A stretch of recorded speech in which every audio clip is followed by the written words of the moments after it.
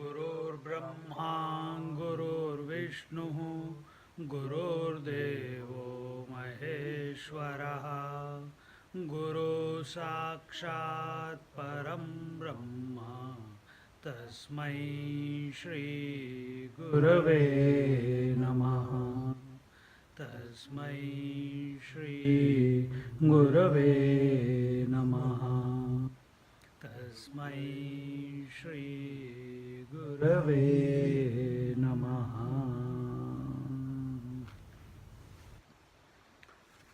We are in Sadhana Panchakam. Let's read, or I will read and you listen. Vedo nityamadhiyatam tadudidam karma swanushtiyatam tene shasya vidhiyatam apachitihi kamye matistyajyatam पापौघ परिधूयतां भवसुखे दोषोऽनुसन्धीयताम् आत्मेच्छाव्यवसीयतां नुजगृहात् तूर्णं विनिर्गम्यताम् सङ्गसत्सु विधीयतां भगवतो भक्तिर्दृढाधीयतां शान्त्यादिपरिचीयतां दृढतरं कर्माशु सन्त्यज्यताम् सद्विद्वानुपसृप्यतां प्रतिदिनं तत्पादुकासेव्यताम् ब्रह्मैकाक्षरमर्त्यतां श्रुतिशिरो वाक्यं समाकर्ण्यताम्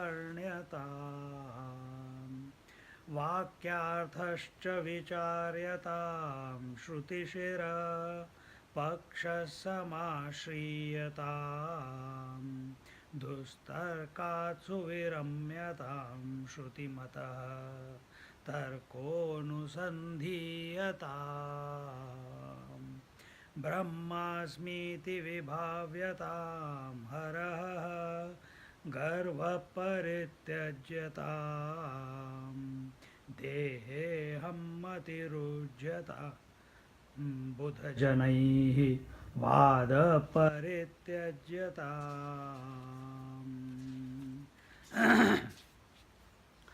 क्षुधाधिश्च चिकित्स्यतां प्रतिदिनं भिक्षौषधं भुज्यतां स्वाद्वन्नं न तु याच्यतां विधिवशात् प्राप्तेन सन्तुष्यताम् शीतोष्णादिविषय्यतां न तु वृथा वाक्यं समुच्चार्यताम्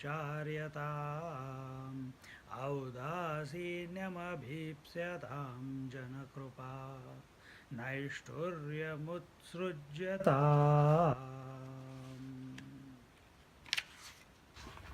And today's verse, the last one, the fifth one. एकान्ते सुखमास्यतां परतरे चेतः समाधीयतां पूर्णात्मासु समीक्ष्यतां जगदिदं तद्बाधितं दृश्यतां प्राक्कर्म प्रविलाप्यतां चितिबलात् नाप्युत्तरैः श्लिष्यताम् प्रारब्धं त्विह भुज्यताम् अथ पर ब्रह्मात्मना स्थीयताम् ब्रह्मात्मना स्थीयताम् ब्रह्मात्मना स्थीयताम्. Yesterday we saw that one should क्षुधादिश्च चिकित्स्यतां प्रतिदिनam, that hunger and disease must be treated and taken care of as quickly as possible. Do not delay, do not postpone. Pratidinam bhikshaushadam bhujyatam. And daily, this is the instructions given. Daily take the bhiksha, the medicine of bhiksha, that is of alms. That is, uh, and do not swadvarnam natu yachatam. Do not ask for a particular food of a particular taste or a particular experience in your life. When they say swad, swad is taste. Swad is you are enslaved by your tongue. But don't stop there. Eyes like to see only certain types of thing. And some people I hear, oh, I never watch TV. And then one day you watch TV, oh my God, my mind is disturbed. This is the type of reaction comes. Whether you watch TV or you don't watch TV, it does not matter. You should rise above all opposites in life. But more importantly, you should not desire any particular type of experience at the sensory level or at the mental level. That is swadvannam natu yachyatam. Vidhi vishat praptena santushyatam. And whatever destiny provides us of its own accord, nature provides us, Lord provides us, whichever way you put it, be happy and content with that.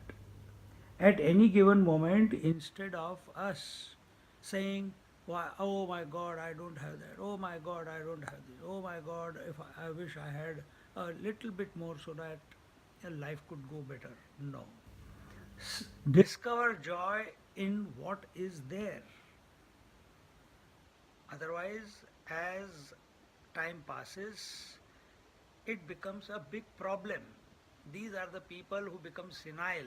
These are the people who become depressed. These are the people who are bitter with life because they haven't got what others had.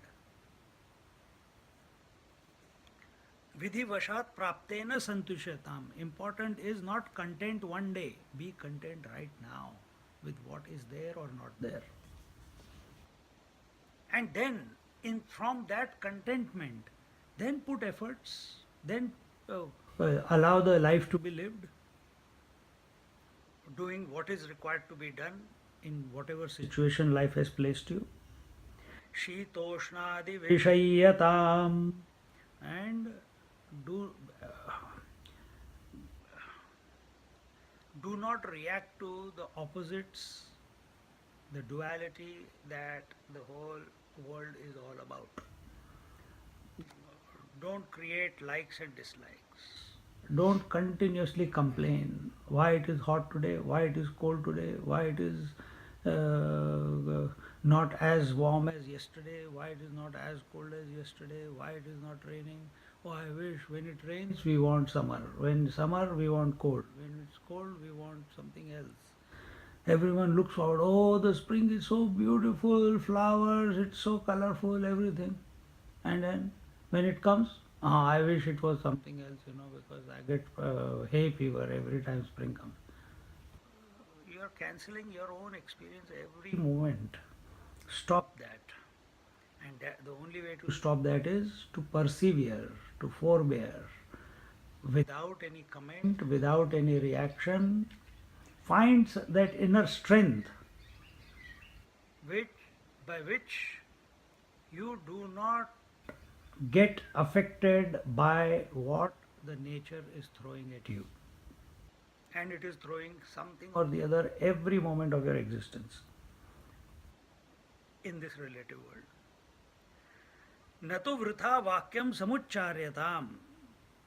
Avoid vrutha. Vrutha means useless. Avoid useless talk.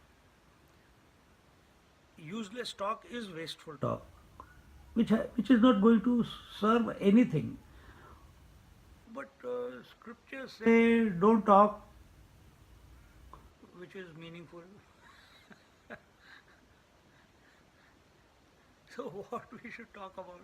We should talk about that which does not leave any impression in our mind. So when we talk useless talk, on one hand, How is the weather? Wonderful. It is so wonderful. See, the sky is blue, the trees are green, and the grass is green, and you know it's 10 o'clock. By saying all this, nothing is going to be achieved. We just say it every day. Every day we check the time. Every day we check how the weather is going to be. Nothing is going to be achieved. But here it is being told. This is what the scriptures do. They don't allow you to stick to anything. So in one text they will say do this practice. Next text they will say exactly the opposite. Here they say na tu vakyam samucharyatam. Uh, do not talk uselessly. More energy than at the physical level is wasted in talking, and more than talking, the energy is wasted in thinking. The expenditure of energy we are talking about. So, I don't know, ladies get lot of energy. They keep talking, talking, talking, never end. How that energy comes, it's a secret. Audasinyam abhipsyatam. Audasinyam, remain what you call indifferent to everything that the world has to give or not give. So before it was told, endure all the pairs of opposites, and here it is being told, remain audasinyam. Meaning, when we say endure, there may be a reaction in the mind, but it is not expressed. You may feel in yourself that, hey man, it is so hot, hey man, it is so cold, oh my body is aching, oh my god, my mind is running. But it is not vomited out of your mouth. You are not indulging in that thought. You recognize that it is there, and that's it. Whereas when we say audasinyam, you are absolutely indifferent to all those things which we just mentioned, and many more.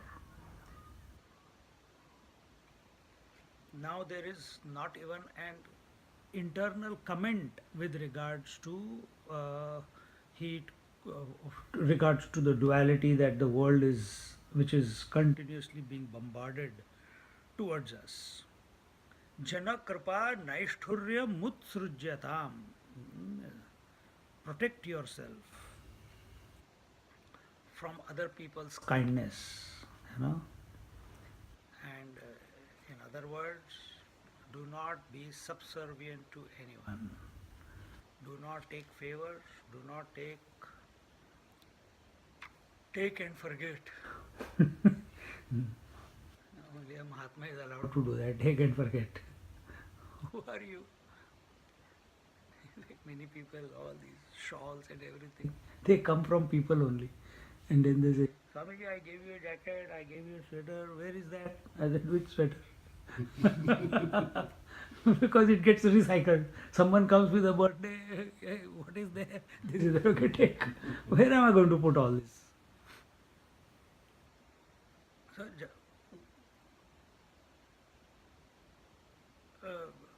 So be a giver and don't be a taker. Don't become obligated, not to people, not to relations, not to possessions, not to your own memories, not to your guilt, not to your expectations.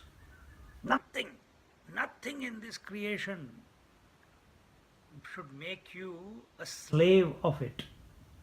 Okay, keep that type of disposition. Always the master, always on the top of the world. The world should be under our feet. You, out of love, that Kali Mata, and she's in that Mahishasur Mardini. She's got Lord Shiva under her feet. Meaning Shiva is the substratum. Without him, she cannot stand. That's the understanding. Other people keep her, why is she like this? Why Shiva is under? Papam. Now, what we are trying to say is that if you become indebted to anyone, it will eat you from inside. Somewhere along your journey of unfoldment, that hook will not allow you to go further. The debt that you have to pay. There are three debts that we have to pay. One is Pitrurin, that is, we have to pay the debt to our ancestors because of whom we are here. Second is Devarin. Devarin is the debt to the gods. And the third is the Rishirin, the debt to the saints and sages. And in this way, when we do not have any thought with regards to our lineage, when we are indifferent to our lineage, whether we are born to criminal parents or we were born to very highly sophisticated, educated, God-fearing, God-dedicated parents. No thought should be there. Why? Our thought should be that we are none other than the divine, essentially. But as long as that thought is there, how long will that thought be there? When you have not done the right thing by them, isn't it? Some people run away from home in the name of spirituality and open up an ashram and start a home there. You must have seen that many places. Huh? They start a home there. So why did you leave? Why did you leave in the first place? They give up their business, they start ashram and make it into a money-making organization. Then stay home only. See, don't fool. These things we don't realize unless and until someone doesn't show it to us. We have to be aware of that. But whatever is the right thing, like Adi Shankaracharya, the mother, he said, Mom, I'm going. You told me, you gave me the permission because he tricks her with the crocodile. And then she says, but what will... I want you to see you, you are my only son and I can't live without you and I want to see you. What if I am dying and then you are not here? He says, don't worry, I will come to know when you really need me. And he does come back to light the pyre.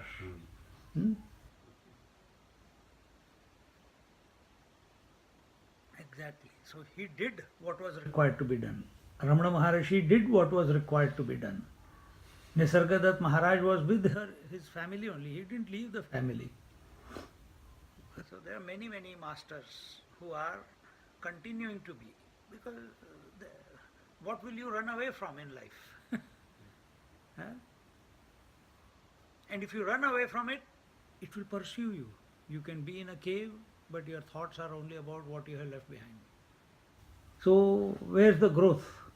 You can be wearing the robes, you can be giving good lectures, you can be a good meditator, but in the heart of your heart, you know you are unsettled. Because the thought of what you have left behind is still disturbing you. So sort it out. Mold your life in such a way that nothing becomes an impediment in your growth, and that will happen only when every moment we are living in His grace. Then alone it will happen. Then there is no question that I am leaving to go to do my sadhana. Nature will push you in that direction and there will be no guilt. See? Just like hunger comes and you are pushed to the kitchen. Pressure comes, how long can you hold pressure? In the end you have to go to the toilet. Same way is nature also. If you are doing the right thing, then nature will push you. If purification is taking place, automatically the next step gets presented. And then there is no guilt, there is no expectation because you are living the way Sadhana Panchakam, Adi Shankaracharya is telling us. So in this way, we come to the last verse today. एकान्ते सुखमास्यतां परतरे चेतः समाधीयतां पूर्णात्मासु समीक्ष्यतां जगदिदं तद्बाधितं दृश्यताम् प्राक्कर्म प्रविलाप्यतां चितिबलात् नाप्युत्तरैश्लिष्यताम् प्रारब्धं त्विह भुज्यताम् अथ पर ब्रह्मात्मना स्थीयताम् ब्रह्मात्मना स्थीयताम् in ekante sukhamasyatam, in solitude live joyously. Paratare cheta samadhiyatam, cheta mind, quieten your mind in the samadhi. And how do you get into samadhi? By contemplating on the paratare, that one which is beyond the known and the unknown. By contemplating on him, get into the samadhi. Allow him to take you into the samadhi. Purnatma susamikshyatam. Then realize and see the all-pervading self everywhere. And jagatidam tad baditam drishyatam. Recognize that the finite universe is a projection of the self. Prakarma pravilapyatam chitibalat naputtarai shlishyatam. Here it says, conquer the effects of the deeds done in earlier lives by the present right action. We'll explain. Through wisdom become detached. Through wisdom become detached from future actions, meaning future impressions. Don't create any more impressions. Last prarabdham tviha bhujyatam. Experience and exhaust prarabdha and the prarabdha, the fruits of past actions. And finally, atha parabrahmatmana sthiyatam atha. And after doing all these 39, following these 39 instructions, get the essence of these instructions into your bosom and allow them to unfold in you. Don't become obsessed with these also. And then what will happen if they unfold out within you? Now, parabrahmatmana sthiyatam. Live absorbed in the feeling of aham brahmasmi, that I am Brahman. And so, ekante sukhamasyatam paradare, not paradare, sukhamasyatam, in solitude live joyfully. There are two ways to live. We see people.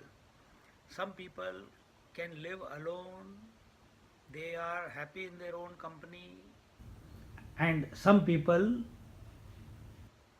are living alone without choice. What do you call? Life has put them to live alone, but they are not comfortable being alone. So such people are called lonely people.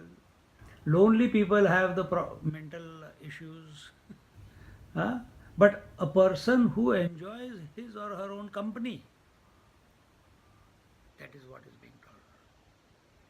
In solitude, find some place. Where is that place? Majority people say outside. No, maybe it is inside. But sometimes outside also helps in the initial stages, till the strength, inner strength comes, and it does not matter where you are. See, Dronacharya on the battlefield, when he heard that his son has been killed, he was strict. And immediately he got down from the chariot, left all his what you call weapons, and sat in meditation because there is no purpose of living anymore. He was so attached to his son. And at that time, Drushtadumna comes and cuts his head off. Whom did he kill? The person who was embodied in there. He had already left. he cut the head off of already a lifeless body. Same way, Bhagavad, we are doing Bhagavad on Saturdays. There also, Parikshit, the king Parikshit, he in the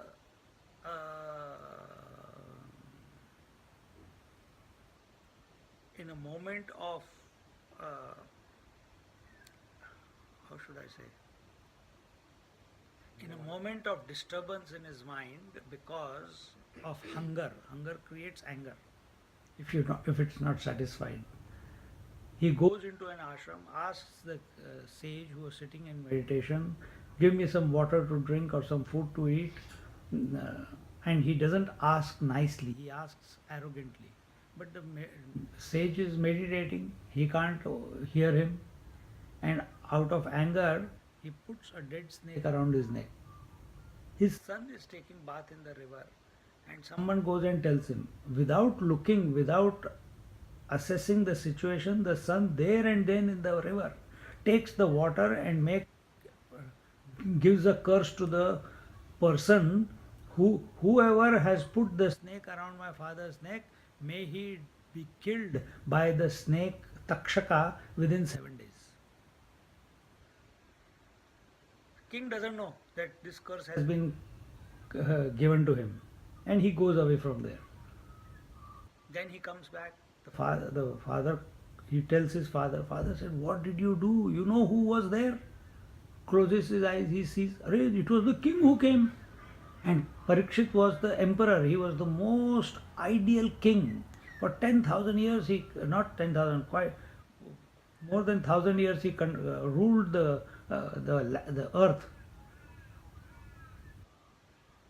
He was protected by Krishna himself. The sage says to the son, go now and tell the king that you have done this. So he knows, and then he will take some action on it. So the son goes, he says, by mistake I had done this, I didn't know, in a spate of anger. The king says, I also did that.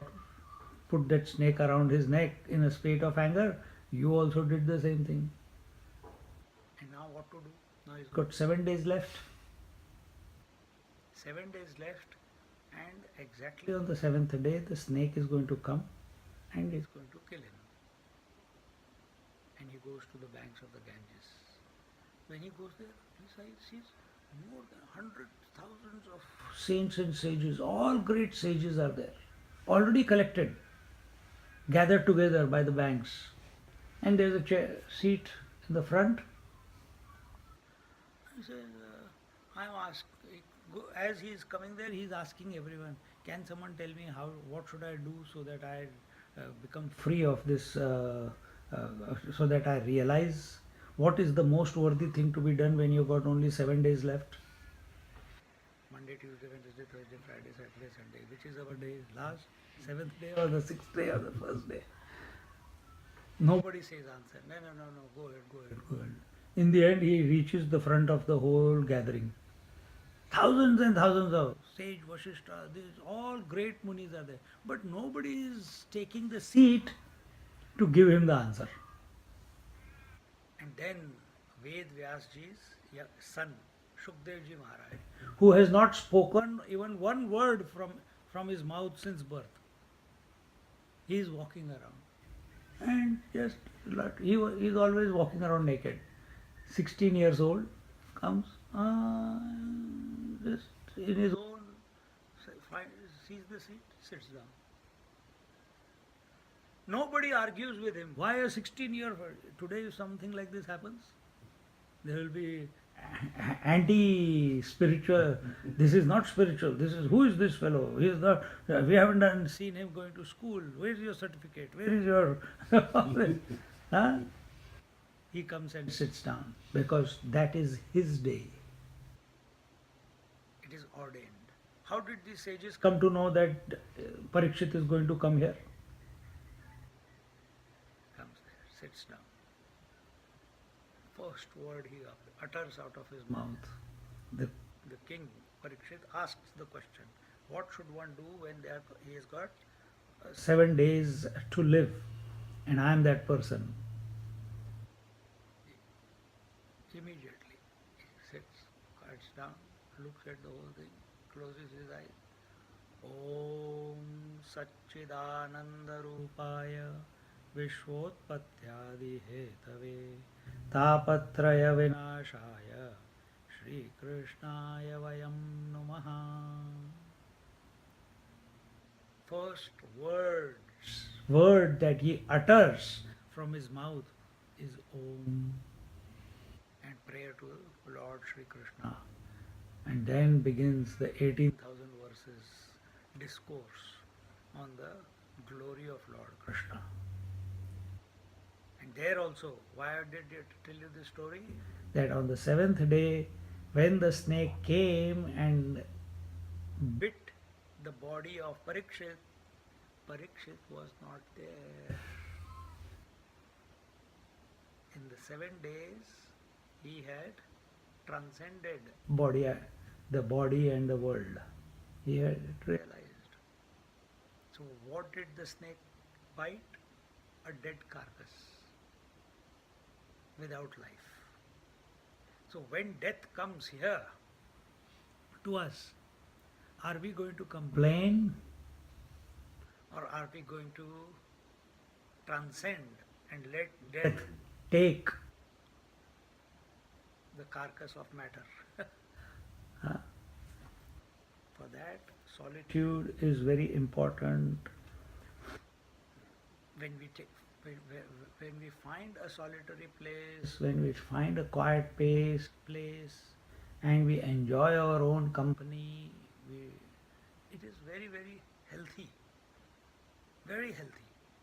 to reform yourself because you become available to yourself there. So, ekanta, eka, one, anta, end. And therefore, your attention, which is free of disturbances, in a quiet place, within yourself, where is your point of attention? On that one, which is the end of all, or the beginning of all, whichever way you put. Here the word is eka anta, it is the end of all. It is the source of all. And in this way, in solitude, live joyfully. The mind cannot come to rest if it is contemplating on the world.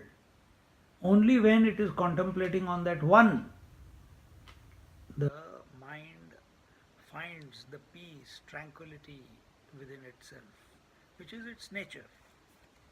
Next one, paratare cheta samadhiyatam. Quieten the mind in the Supreme Lord. We have covered this point before, more or less, but do not allow the mind to cherish or lust after the memories, lust after the world, experiences. Refrain from all that.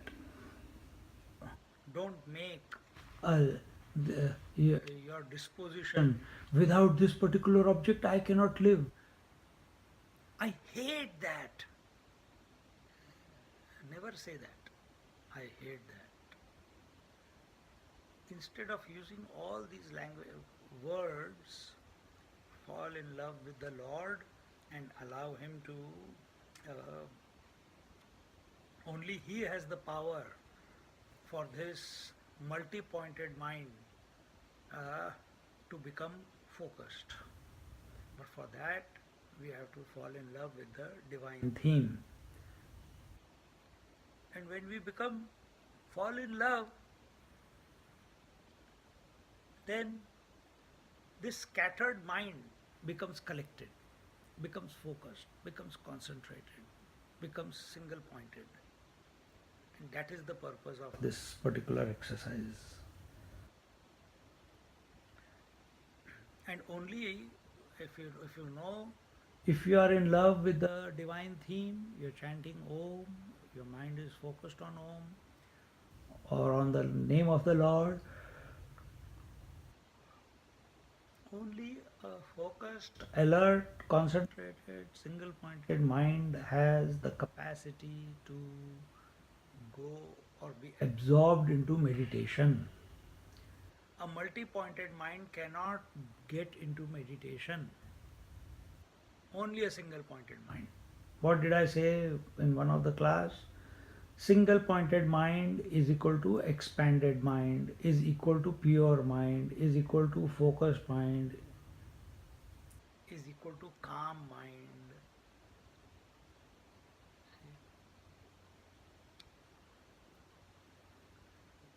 Yoga Sutra also says the mind is of 5 types: Moodha, Kshipta, Vikshipta, Ekagra, and Niruddha. Dull mind is not qualified for meditation. Agitated mind, restless mind is not qualified for meditation. Distracted mind is also not qualified for meditation. Distracted mind is like our mind.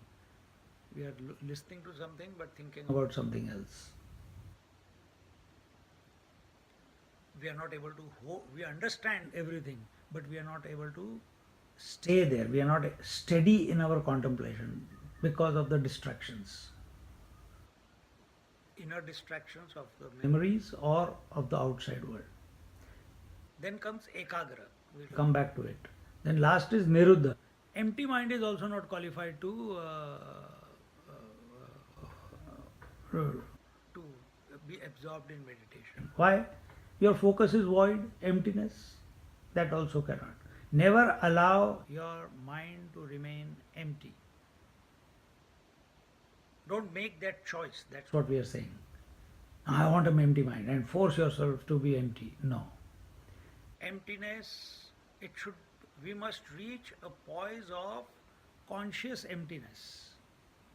That emptiness which is full of the presence. And how do you get there? So then you are not going into inert emptiness. You are going into conscious emptiness. It is called Chidakash in technical term. So how do you get there? By not allowing your mind to become empty, by making a decision that I want to empty my mind. When emptiness becomes the criteria, you will go into Jada Samadhi. But when our attention is on the truth, we are contemplating on Om, and as a result of that contemplation, the mind becomes empty of its own accord, not because you have made a choice. Then alone Samadhi takes place. Otherwise it does not. Otherwise we are fooling ourselves. And as we focus on the Lord, as we focus on the Om, the mind becomes more and more quieter, and eventually when it gets into the highest state of meditation, then mind is no longer a mind. What is mind? Movement of thoughts. When there are no thoughts, what is left behind? Consciousness, not empty mind. Now this statement which we just made, you have to contemplate on it. Why did we say that? What is the connotation of it? That when the last thought vanishes or gets absorbed, you go into an empty mind or you fall back into consciousness. Now if you are experiencing void on the seat of meditation, your whole approach to meditation has been needs to be realigned. And that is why we are saying do not focus on emptiness, do not focus because it is inert. You are getting emptiness every night also in sleep. And because of your uh, uh, disposition of seeking an experience, you may be thinking about the truth, but your pursuit of truth is objective in nature. When that happens, eventually silence will come. That silence, we we don't become aware of the conscious principle in that silence. Instead, we start saying, "Oh, I think there is something more to be achieved here. I need to do more sadhana." What more sadhana you have to do? Between two thoughts, you are story over. Accept, but that only happens. This obsession with emptiness or void, to avoid this trap, uh, one needs to be alert, not to keep the mind empty. Don't remain in a dull state. Focus your mind, keep chanting the Om or the name of the Lord, and allow that Lord to suck you into yourself. Continuing, realize realize and see the all-pervading self everywhere. Once you get absorbed in the divine, what will be the experience? It will be the experience of how the divine looks at the whole world. How does he look at the whole world? That I am expressing through the entire world. The whole world is in me. I am in the whole world. Realization is not equal to Nirvikalpa Samadhi. Nirvikalpa Samadhi only brings you to realize that you are the conscious principle, that you are the consciousness. But the next step is that this consciousness that I am is the same consciousness which is pervading in and through the entire creation. Until and unless this next step is not revealed, how will it reveal? It will not reveal if you go into empty space, emptiness. My mind is empty. No, you have to consciously contemplate on it, reflect upon it, meditate upon it. What does it signify? What is its import of this statement? And that's where the scriptures come in. They give you the vision, they give you the contemplation. Om Sahasrashirasha Purushaha Sahasraksha Sahasrapad Sabhumim Vishwato Vritva. That this consciousness that I am is the same is the one which is expressing behind all the heads, all the eyes, all the ears, all the mouths, all the hands, legs, etc. And then don't start looking for a conclusion of it. Keep thinking it. Oh really? I am that? How is that possible? Just like in the dream. What happens in the dream? Somewhere along the way you will vanish by grace. So, and this is only possible when we are subjective in our pursuit. If we are looking for an experience, it means we are objective in pursuit. Experience always is in the mind, and and when we say we are subjective in our approach, then that divine, that Lord, that absorption is of the self into the self. Recognizing that this Lord is none other than the one in my heart, expressing as the consciousness. That Lord alone is the whole infinite creation. How did this creation come about? Out of this Lord, out of this conscious principle. And how do we know that you're not taking us for a ride? Because there are enough biographies of saints and sages who were born like us, who have perfected themselves, and their vision corresponds to what the scriptures say. They have realized the truth of the scriptures.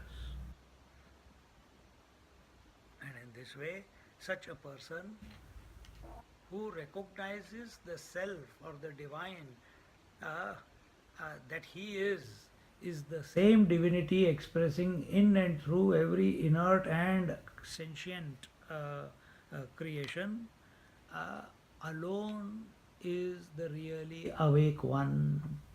Going into Nirvikalpa Samadhi and coming out, it is important stage, Nirvikalpa Samadhi. But recognizing that I am the self and the rest of the world is ignorant is indulging in the incomplete. It is, you are fooling yourself. Who, what do the Mahatmas say? We, in the beginning, we say that the world is, discard the world, discard the world, discard the world. Find out what the consciousness is. But what do realized masters say? They say the world is divine.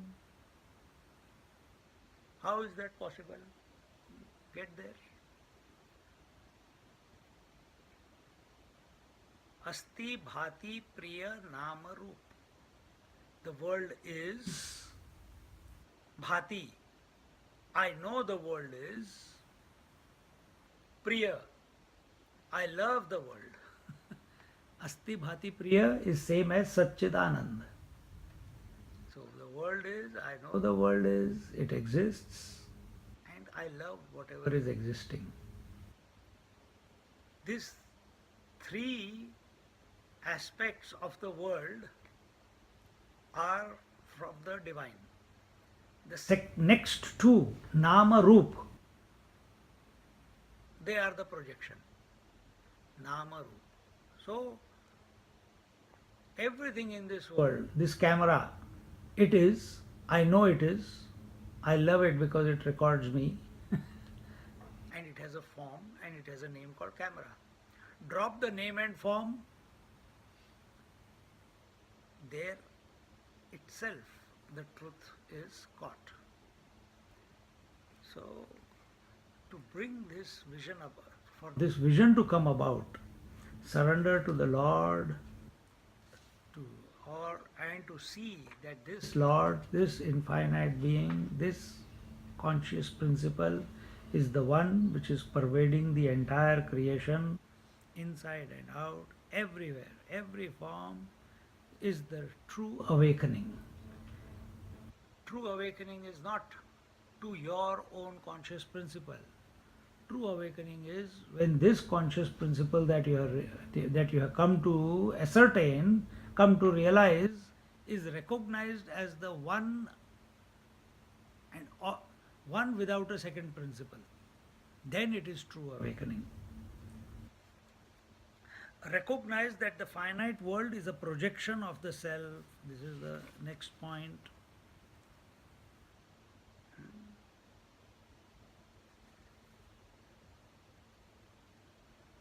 Recognize that the finite universe is a projection of the self.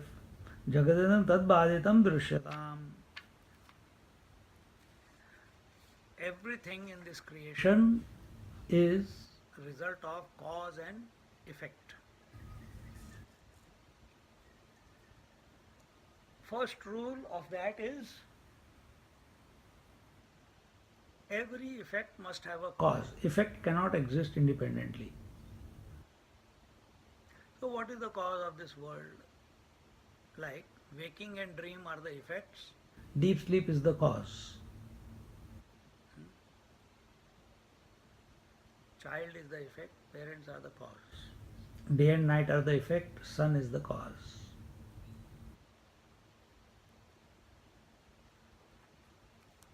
Every effect must have a cause. Second rule is cause itself expresses as many effects. This cloth is there, cloth is the effect, result. What is the cause? Thread or cotton. Is this the only cloth that you see? No. Every one of us is wearing a cloth. Every cloth is different here. Different texture, different color, different feel. Some thick, thin, hard, soft. But what are all these made up of? Same cotton. Cause alone expresses as many effects. Cause alone expresses as many effects. What is that eternal cause which is expressing as the entire? That is to be ascertained. All the names, when we are saying that, recognize that the finite world is a projection of the self. What is the, what are we talking about? We are not talking about Asti Bhati Priya. We are talking about Nama Roop. This Nama Roop is the projection of the mind, whether at individual or at the total level. It is the. Oh, how can the Lord project? Now tell me, who has this idea that there is micro and macro? Yeah. You have, isn't it? Did Lord come and tell you that I am the master of the whole creation and you are poor fellows? I will help you. Wait, has He come and told you? So where has the idea of totality and individuality? For whom is it? It is for the individual, because we have a mind.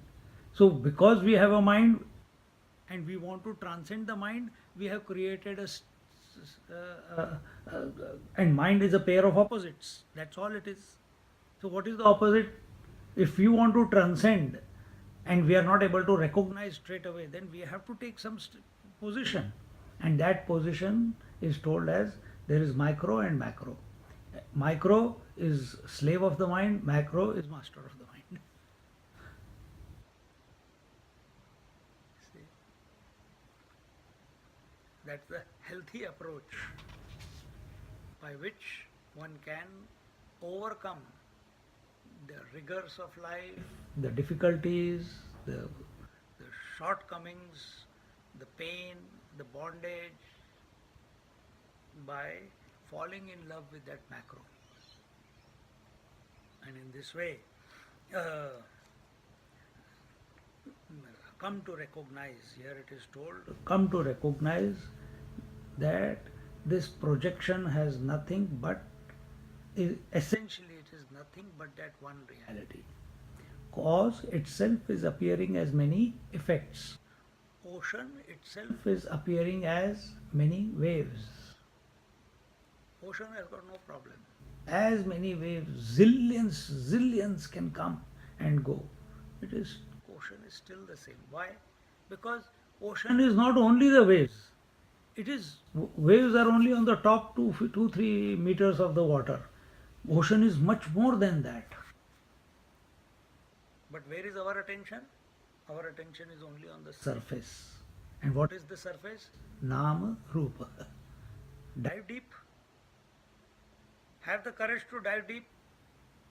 Build up the stamina. And then you will see that the Nama Roop does not influence you and dictate to you. And this is also our experience on a daily basis. Every night we dive deep, but unknowingly. Out of compulsion we dive deep, not out of realization. Not consciously we don't dive deep. That is the problem. So nature is forcing you to dive deep, but we are missing that opportunity to be conscious. The more we go deeper into ourselves, less problematic the tossing about of the waves. How much can the waves trouble you?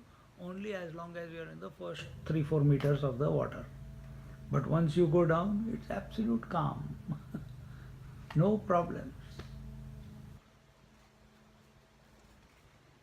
In this way, conquer the effect of deeds done in earlier lives by the present right actions. We must be absolutely alert to do the right thing in our life. Whatever we have done in our past is out of our control. It is dead and gone. even though this is the case, we are very intelligent. We carry the guilts with us. The omissions of I wish I had behaved in that manner with that person. I wish I had done that. I wish I had not done that. If given a chance, I will correct it. And these are all the type of thoughts, these misgivings, these guilts, which come to persecute a seeker on the seat of meditation, at the time of death. Meditation is also death. They come to persecute us. So for that, if that is going to happen to everyone and we see it all around, but we live in our own ignorance, it will not happen to us. It will also happen to you. Then what is to be done? First, come to this conclusion: what is bygone. Nothing can be done about it. I can't go back into the past and correct it. Then what has to be done? I have power only in the present moment. So in this present moment, I am going to do whatever is right under the circumstances. And in this way, sometimes we pass comments, we judge people wrongly, we argue, we fight, and some people I've seen, they don't even talk to brothers don't talk to each other for so many years. One man came and he said, Swamiji, I have not spoken to my mom for 27 years, 25 years. Why? I don't care why. Now what is the solution? Why are you telling me this? Is it you're proud of it or you want to reconnect with her? No, I don't know how to do it. I said, it's your mother. Go fall at her feet, cry. If you sincerely feel from your heart that you want to reconnect with her, then mothers are all forgiving. Even if the son has not listened to her or has not talked to her for so long. But she is fiercely independent. He may have all the money. And 2-3 years ago, he went back and from his mother's place, I was somewhere. Yeah, last 2014, I was going to Kailash and he called in Nepal or somewhere. Swamiji, I want to tell you something. How are you? Tell me quick, I'm going on the Kailash trip. Swamiji, I want you to speak to my mother. I said, Mom, remember you got another son. He's doing Kailash Yatra. This young fellow of yours, he has not done anything. So if any time he gives you any trouble, you know you have me. I will come and stay with you. No. All crying going on there out of joy and everything, but so beautiful. All bygones are bygones. From that moment they are happy. And then he wanted to do more for his mother. Mom said, I don't want 1 paisa from you. She has learned to be independent. She doesn't want anything.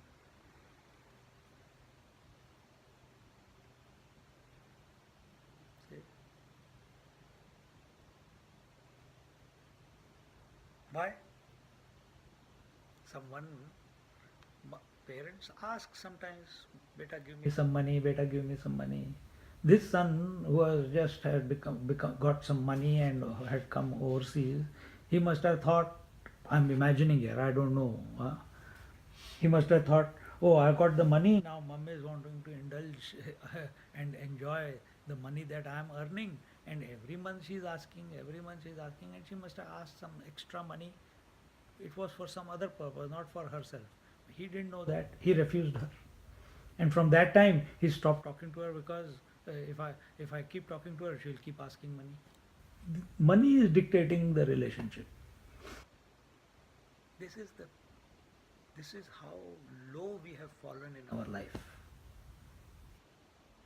This is how low we have fallen in our life. correct it. And when can you correct? Right now, here, at this moment, by the type of thoughts that you entertain in your mind. And in this way, whatever has been done, it will affect your life, no doubt. Because that is what is dictating what your life is going to be now, isn't it? So, whether you are rich, whether you are poor, whether you have you are living in an ashram or living struggling hard to earn a buck, whether you are I know person who wants to give lectures, who wants to convert the world, help the world to become better, and goes around condemning the whole world. Why? Because the world is not giving him opportunity to do that.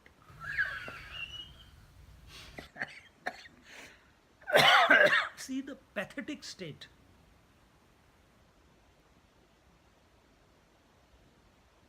This is our lot. No. Because we are not accepting what the world has given already. Be grateful. Have the gratitude. Be in the present moment. Let it unfold. And therefore,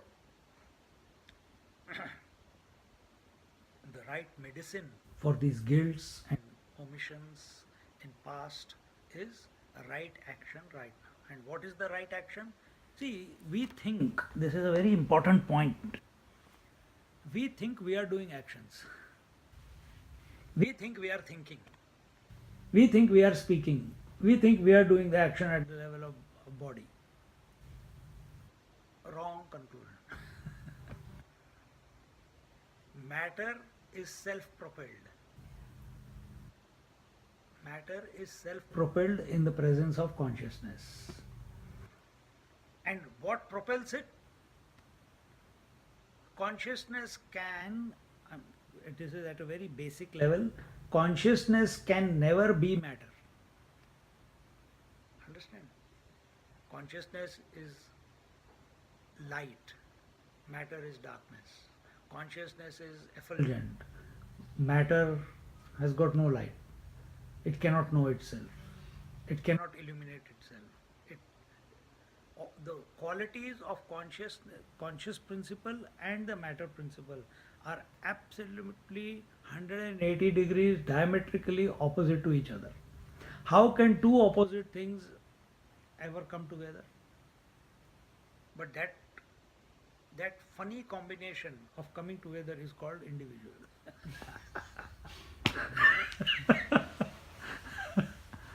And we think we are thinking, we think we are living our life, we think we are doing our deeds, we think we are guilty, we think all this is because of of the consciousness that I am owning the matter. Stop owning.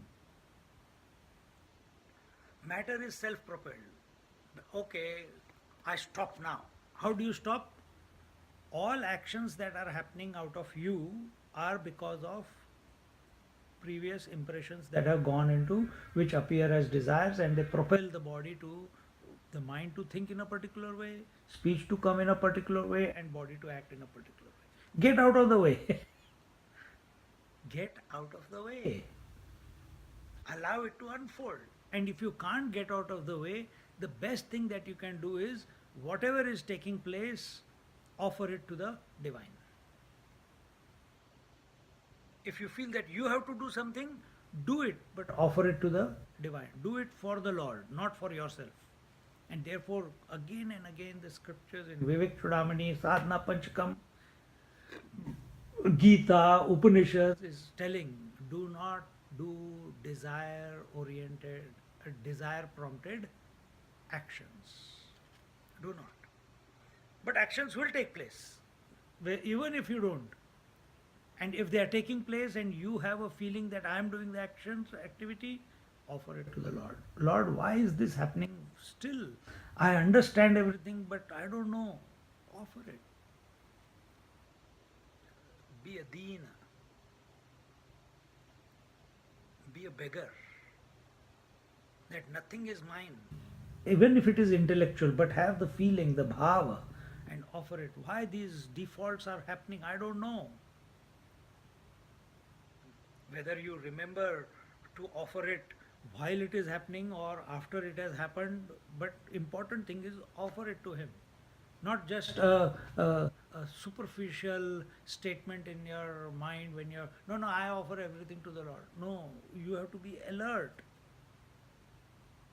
at that moment, so that why, and as this becomes your habit, then before it takes place you are available, not to own what is going on. You have absolute trust that only the right thing will come out of you. Such people, then masters, are called Satya Sankalpa. Sankalpa is a thought. They have got no doubt that the thought that is coming in their mind has to be the thought that was supposed to come. Why? It is ordained by the divine will. Nothing to do with me. He is only watching. And when they say, Swamiji, Chinmayananji was giving lectures in Siddhabadi and it was all rainy. He said, we will have lectures outside. They started putting the chairs and tables and everything, and all the clouds came. And they came and said, Swamiji, the weather is not favorable. He said, what weather? It will not rain. Go, organize.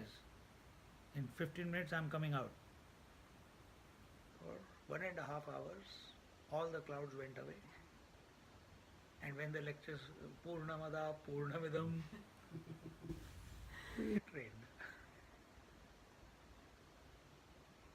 This is how we see the miracles happening. But we get lost in them.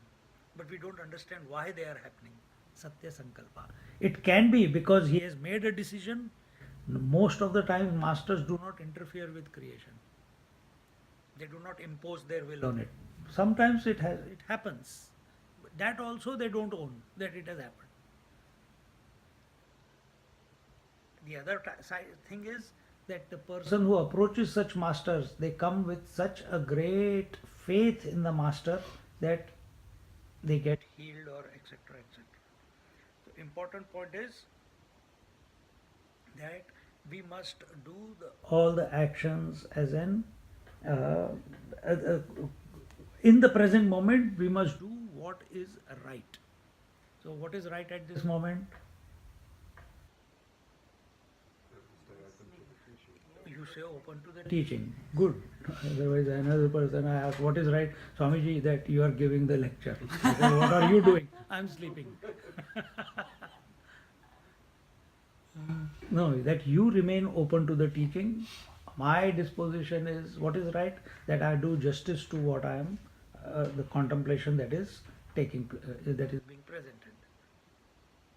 And while these two things are going on, the most right, in spite of this at the ephemeral level, is we remain aware in whose presence this is going on. If we can't remain aware, we remain aware that all this is happening by His grace. That also we can't do. We are coming down slowly. If I am doing it, offer it to the Lord. Is there any other step? Is there any step lower than that?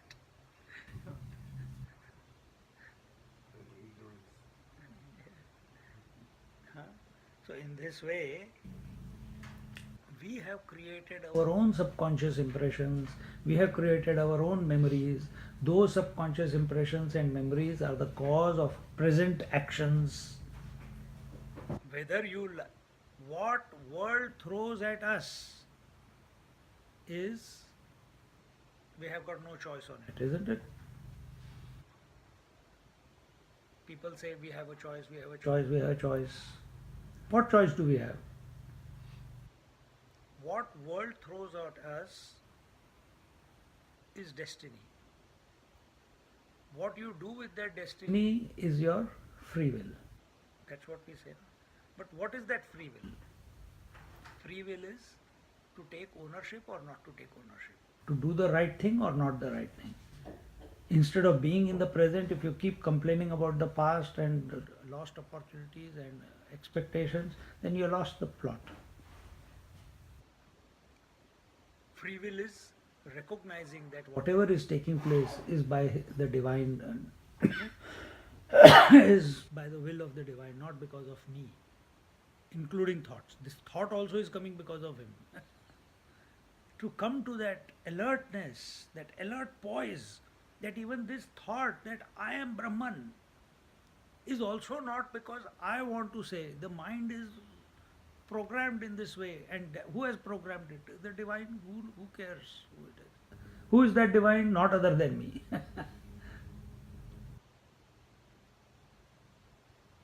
Or I am not other than the divine. It's you can't think and get there. You can't think and get there.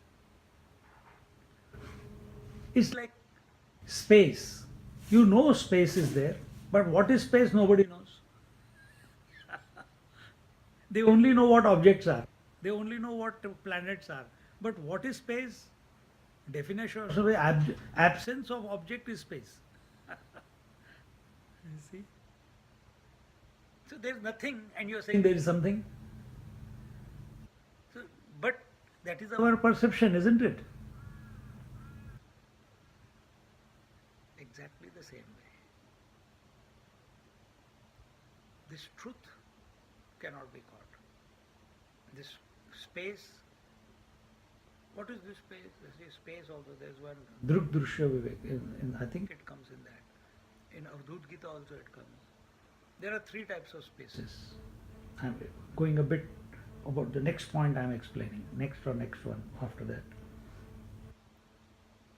There is Bhutakash, Chittakash, Chidakash. Have you heard of those three terms? Don't go to sleep then. I'm saying. Bhutakash is a gross space in which the whole creation that you see is existing. How do you know there is space in which the whole creation is existing? Logically. How do you know there is space in which the entire creation as you know it in the waking state is existing? Because we have a mind. Because so space is a concept of the mind. Where is the thought space appearing? In the space of the mind. So which subtle is always more pervasive than the gross. Right? So the entire gross creation is contained in one word called space, and that word space is appearing in the space of the mind. Chittakash. Chittakash is the cause, Bhutakash is the effect. Just like in dream. Chittakash is the cause, Bhutakash is the dream. Subtle is the cause, gross is the effect. Sorry, I said dream before. Subtle is the cause, gross is the effect. How has mind come about? Does a dead man have a mind? No. So the cause of that is Chidakash, the conscious self, this conscious space. Conscious space with waves is called mind. Mind without waves is called conscious space. And that, so when we say cause and effect, that cause itself is appearing as the entire creation. And our creation is not only the gross creation, it is the subtle creation called dream and no creation called deep sleep also. So this entire thing is nothing but the expression of that alone. But to come to that point, right now we see it as an experience, isn't it? Waking, dream and deep sleep. We experience the gross world of names and forms, but we are missing the point. That point has been caught, been realized by the great sages. What we are seeing in Amritanubhav. Is deep sleep, is that because it's still in ignorance? Is that It is the state of ignorance. It is it's an objective experience. Yes. If it was not, how would you talk about it? How would you talk about it? Yes, but don't focus on deep sleep. Focus on who came to know. That is more important. Always attention should be on the I. So who came to know the deep sleep state? If you were not present in deep sleep state, who came to know about it? It will take you into meditation. Through wisdom become detached from future karma, sanchita karma. So when we start acting in the present moment, doing what is required to be done, doing the right action, and offering it to the divine, and whatever is coming we are taking it as the divine will, and whatever we are doing we are offering it to the divine. So you have come out of the way. You have unclutched yourself from what is going on, the loop that was going on. You have unclutched yourself by offering it to He who is all that there is. This is the way. This is a complete, perfect technique, but we have to practice it.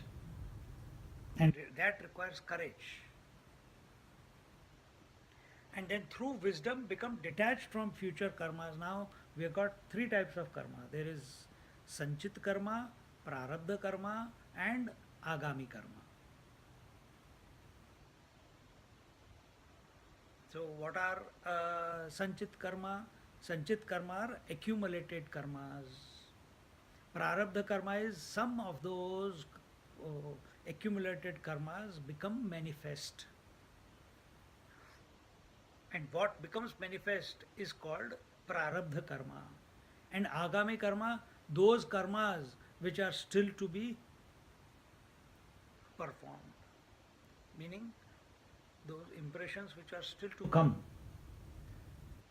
So these karmas are not at the physical level, they are at the subconscious. So there is a storehouse, you have taken out some money, there is a bank account, you got $1 million, sanchit karma. You have withdrawn 100,000.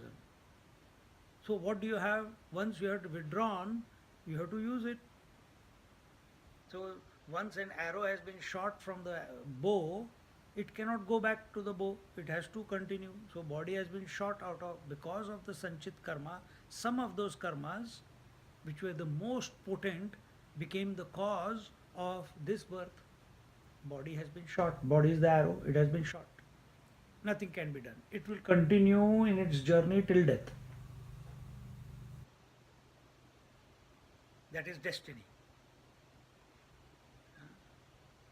Agami, there is more money coming from somewhere and you want to deposit it back into the account. So the purpose of human birth is to finish all your account balance. Nothing is left behind. Exhaust it completely. But what do? We enjoy looking at our bank account. I had million, now I have used up 100,000. I have to work hard to get another 100,000 now. That is agami. So what? Unknowingly, out of ignorance, opportunity is given in this human birth to finish exhaust our karmas, but unintelligently we keep collecting more. And then complain, why there is no peace? Because you want to fill up the bank balance. You want to fill up the bank balance. Whose fault is it? So, if that is the disposition, once it has clicked that I want peace, I want happiness, I want tranquility, I want to transcend all this, and you are not able to know what that principle is, then we are told, okay, you are addicted to action, do the action as an offering to the divine. Purification will happen because ownership is not there. If ownership is not there, bank balance will not, you will not want to. How do we collect from future actions? How do we collect more impressions? By ownership, by reactions, by intensity of emotion, by giving importance to the action. So now you have come out of the clutch, you unclutched yourself. Everything that is happening is by Lord's will, and whatever is being accrued, prasad, that is also it's the Lord's only. Nothing to do with me. The way He is prompting me, I am doing whatever is required to be. There's no, I have to do this or I have to do that. If that thought comes, that also in the depths of your heart, Lord, still you're making me say, I have to, I have to, I have to. When will it stop, man? Keep offering it, keep offering. Very quickly you will find, if you are living 24 by 7 like this, thinking in the back, keep doing whatever. You don't have to drastically change anything in life. Nothing has to change drastically.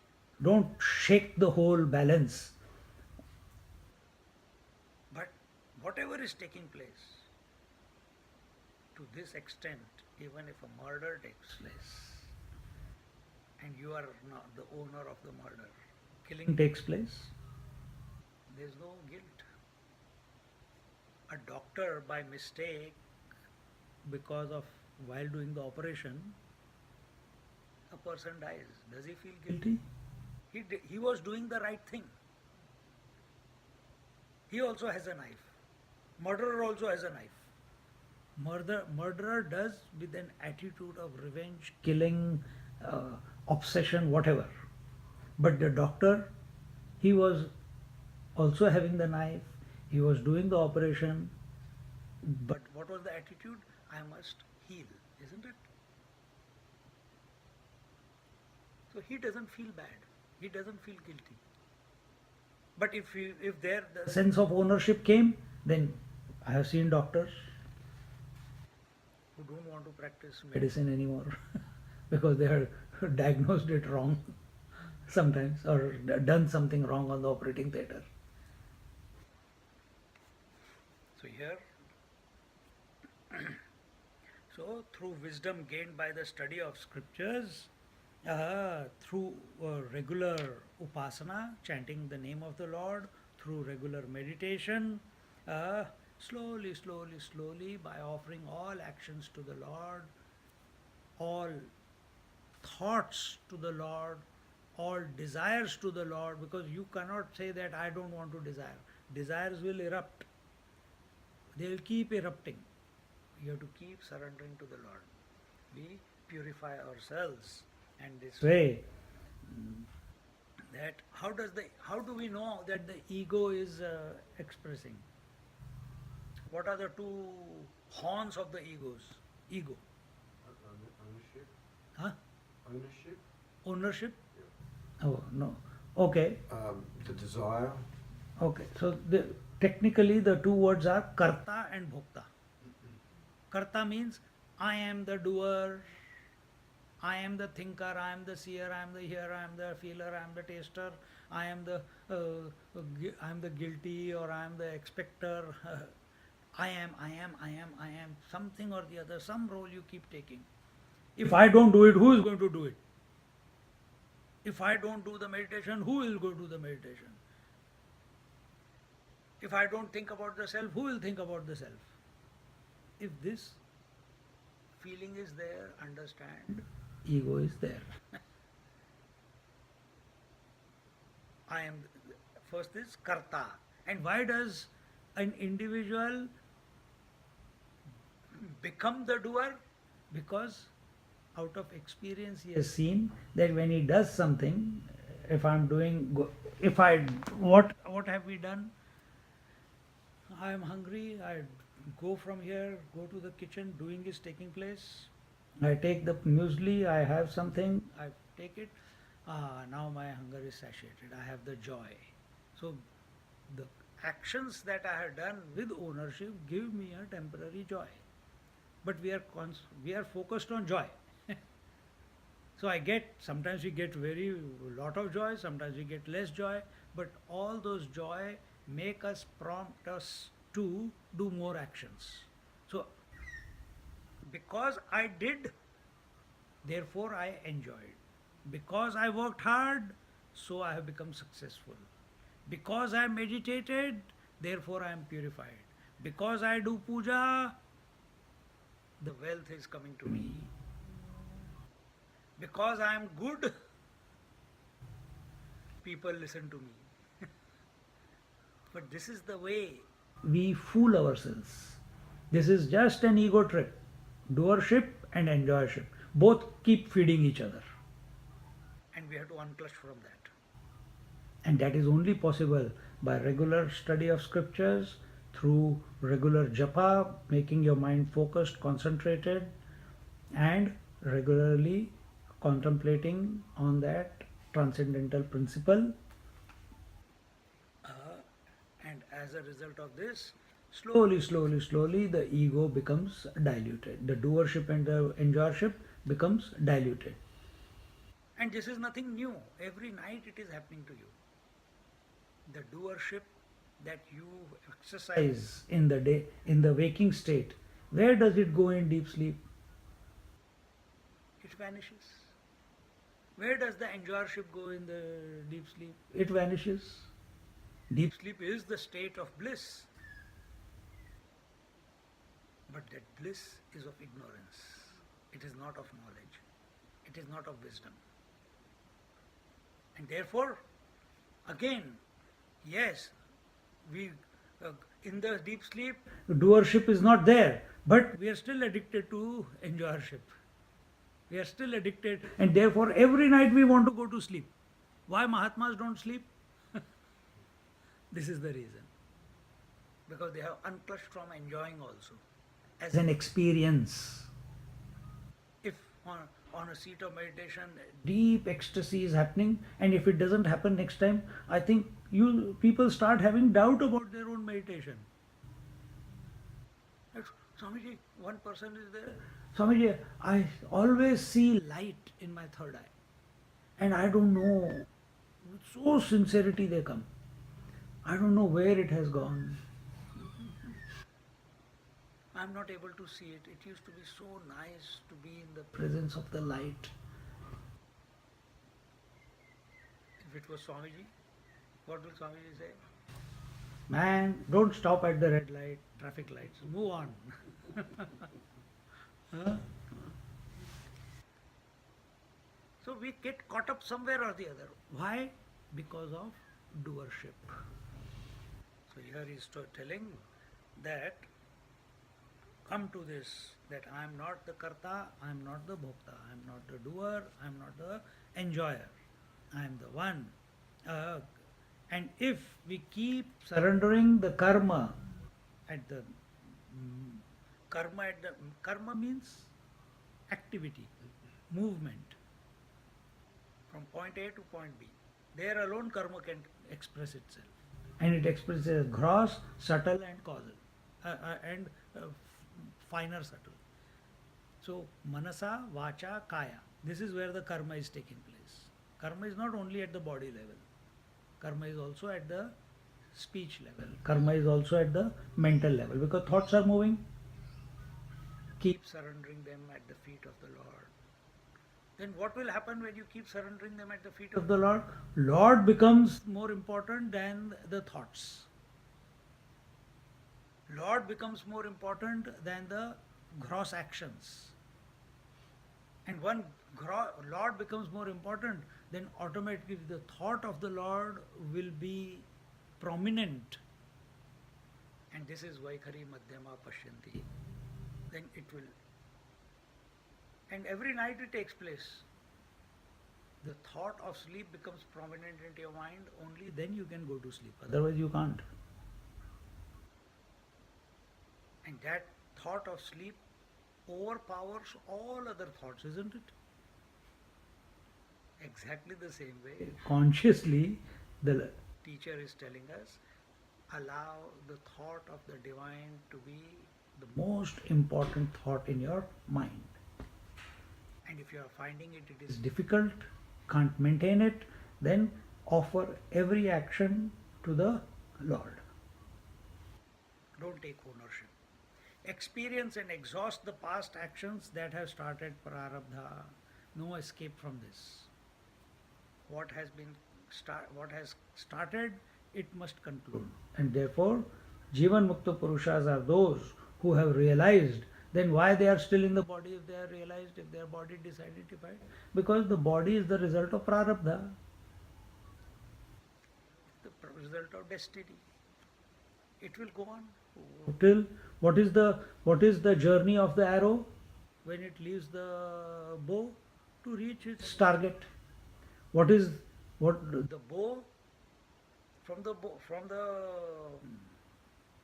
the body has come into existence. The arrow has been left. What is the destination that the body is going to reach? Death. Death. Thank you. Death is its destination. When it will come, we don't know.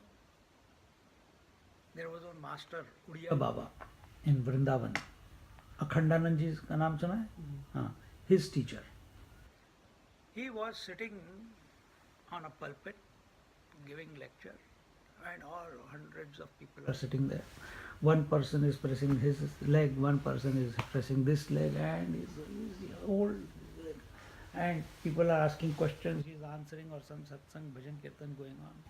One of the worker, devotees, he was pressing the left leg. Usko number 1 aa gaya. He went, he told, Baba, I'll just go to the low income. When he came back, he found that someone else had taken his place.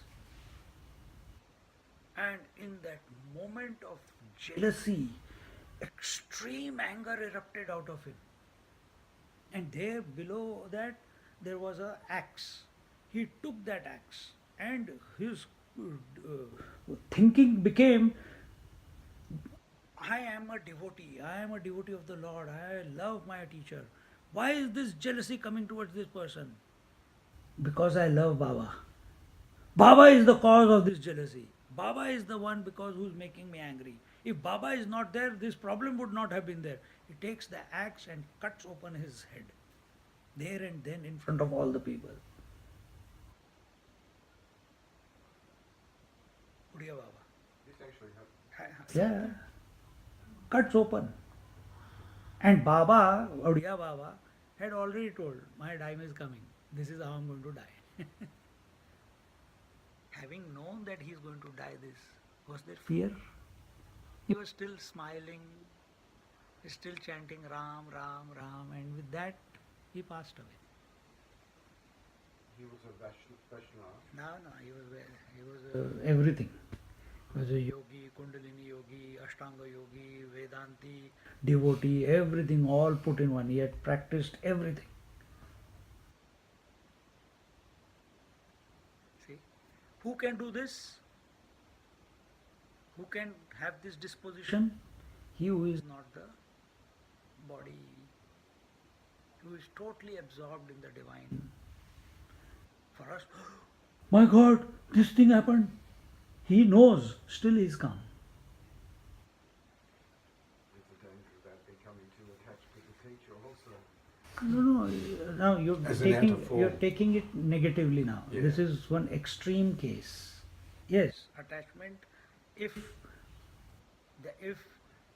one should not be attached. No, one should be in love. Attachment always brings problem.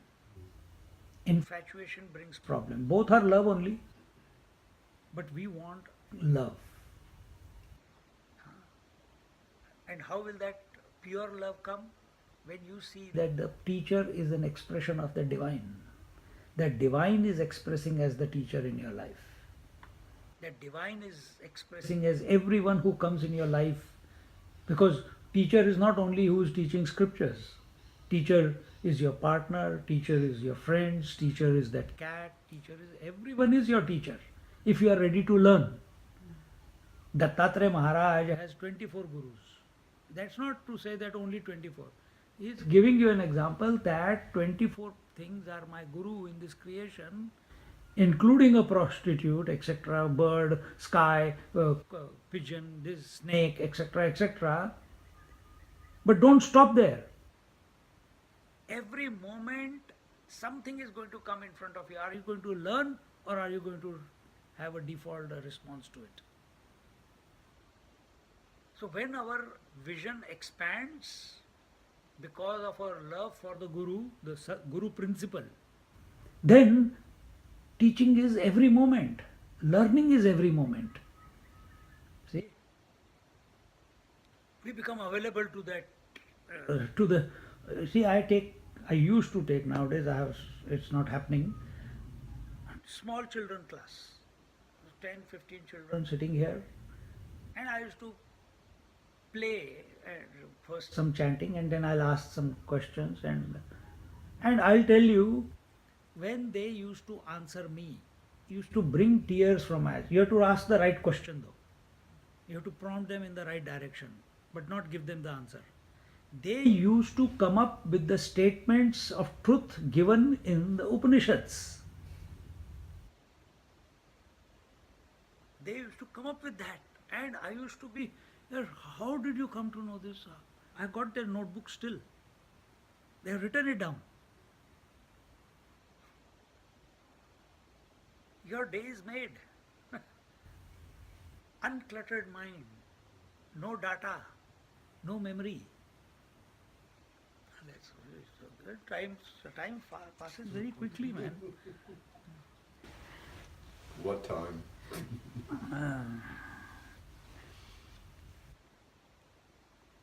So all the difficulties, prarabdha, sometimes joy, sometimes sorrow, some conducive situations, unconducive situations. Understand everything is by the will of the divine, and he's giving all that. Because if you are recognizing there is good and bad, there is conducive and unconducive, there is opportunity and there is failure, which means ego is still functioning. If you are recognizing duality, you are still there. And if you are still there, then understand it is the Lord providing, so that I dissolve this whatever leftover ego is there also. Because ego cannot dissolve ego. Only when ego looks at something higher as its ideal, then it will make the attempt. And in that love for the higher, the ego dissolves. Ego, just a simple example, only when uncorrupted sleep is thought about, which is a higher experience, which is the cause of waking and dream, then the individuality, the waker and the dreamer dissolve, isn't it? Exactly the same way. So always expose yourself to something higher. And what is the highest? Study the scriptures, do your upasana, chant Om or any mantra. That mantra must take you to meditation. Don't do meditation. Allow it to glide you into the meditation, absorb you into its source. And in this way, understand that whatever Lord is giving us in this life is only for our benefit. Nothing is fluke, nothing is out of sync, everything is perfect. Have the wisdom to see that perfection expressing now rather than afterwards. Everything that has happened in our life in retrospect, we can always say, yeah, all that has brought me here. But are we able to see that what is happening now is also the perfect that is going to take you further? Isn't it? That wisdom has to be there. So when that recognition is there, automatically our disposition, our perception of what is taking place, understanding of what is taking place will be totally different. Thereafter, the last part, atha para brahmatmana sthiyatam. And having come to this point, thereafter live absorbed in the bhava, I am Brahman. And such a seeker who has realized that he is the self, he must now live in this bhava, that this self alone is the Brahman. Brahman is the total self.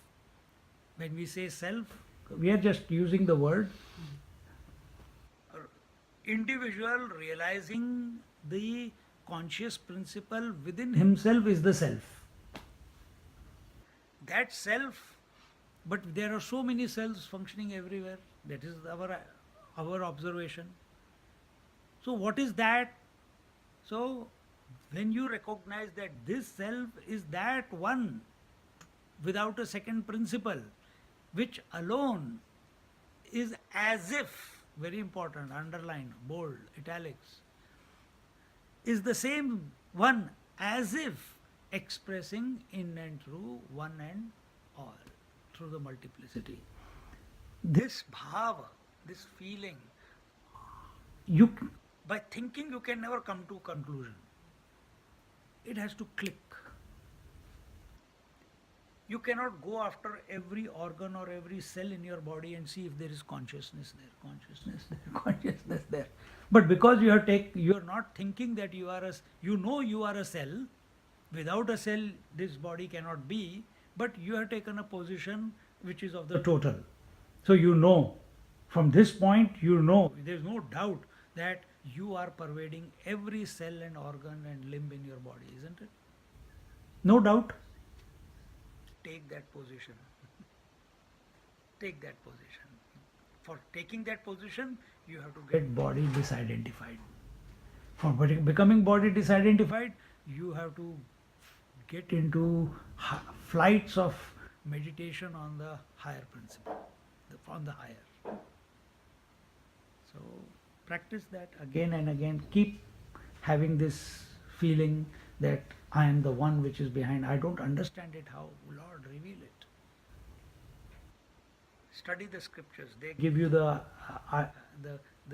angle with which you can approach this realization. And in this way, once a person reaches this goal, he is fully awakened. Nirvikalpa Samadhi is partially awakened. Coming to be the Brahman, scriptures say that he is fully awakened. Does the realized person say he is fully awakened? He may not, who cares? He doesn't care. You can never come to know what he can or what he can't, what he should or what he should not. Scriptures say that we do not have the right to comment on a realized master. We also, because we are only indicating, he is living it. He is being it, not living, being it. So we don't ask us, we can only give some idea about what his disposition is. But if you want to really know, get there yourself. And with this,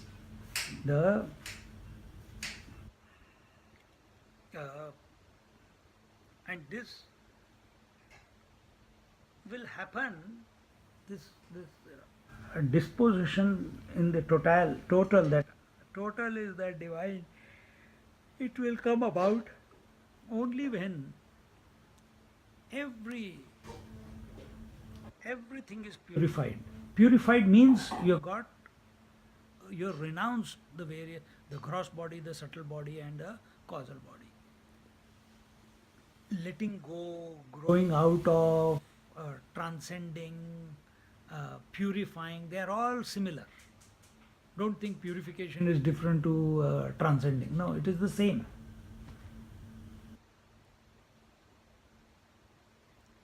And in this way,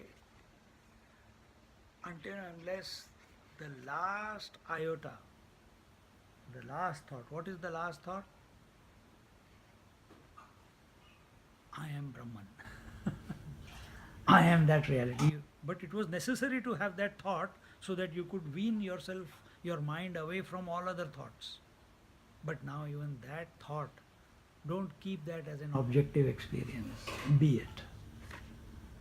And in this way, 40 instructions, 8 in each verse were given for us to contemplate, and a straightforward, without any ambiguity, very succinctly, to the point, sadhanas were given to a seeker by which he can catch himself from deviating into unwanted fields of sadhana. And the best sadhana is to remain aware of that conscious principle. And that one thought, one sadhana must be supported by all the others that are given. So with this, we conclude and wish you all the best on behalf of Adi Shankara. That he has written it for our benefit.